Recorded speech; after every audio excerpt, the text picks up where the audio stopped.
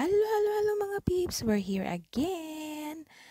We are exploring another state ba? Another Emirates in UAE. This is in Diba Hassan.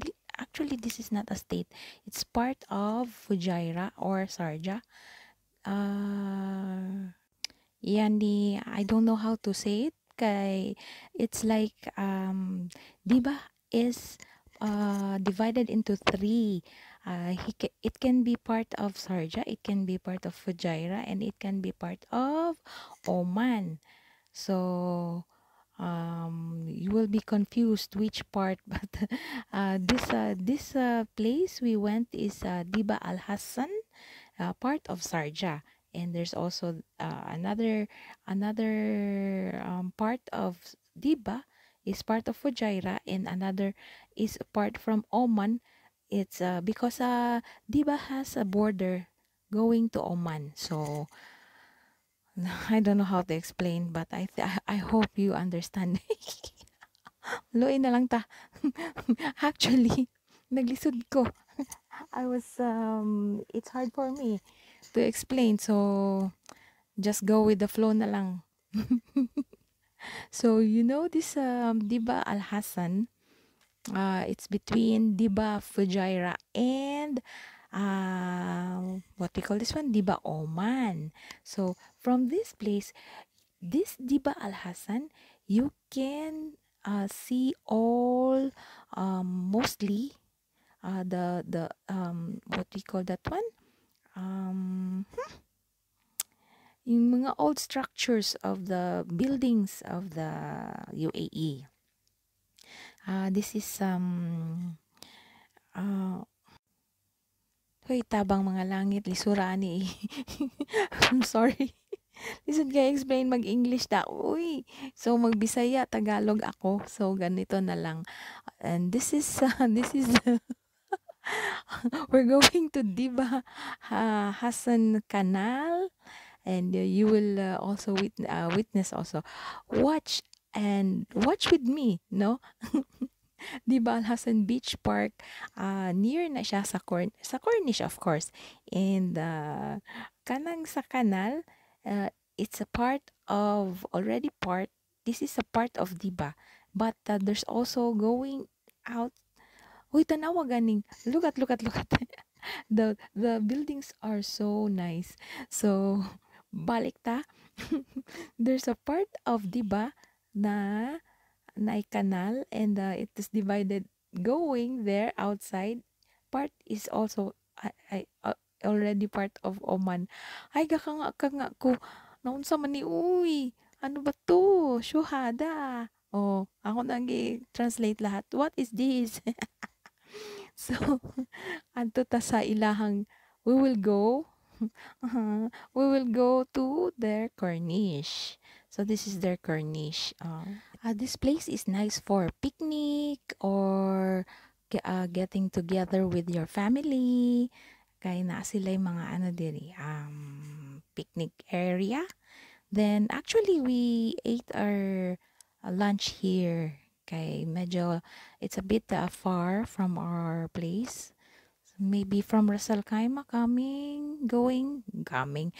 going is maybe 1.5 hours. So this is the water canal.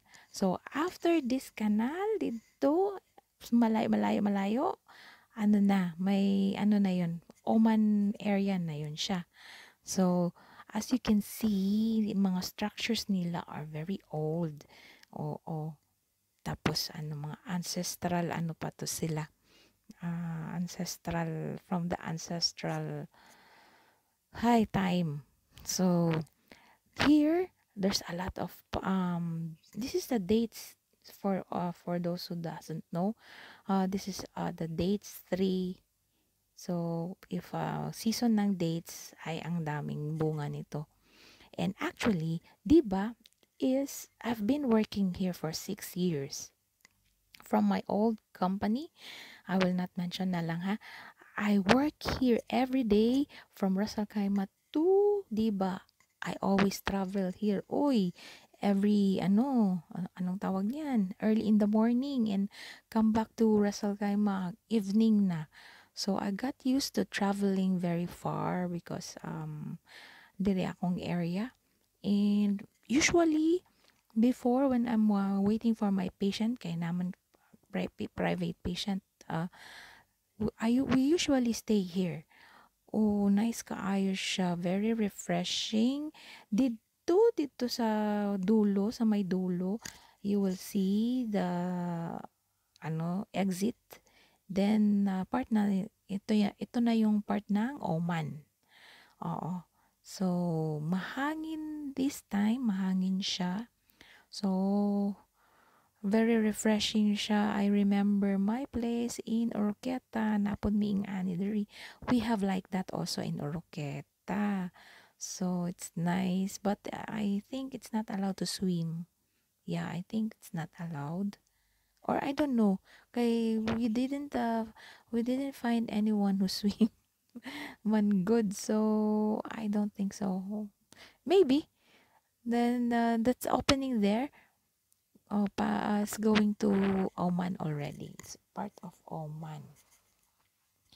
So, hay, lisura ning mag voice over. Uy, ginoo ko.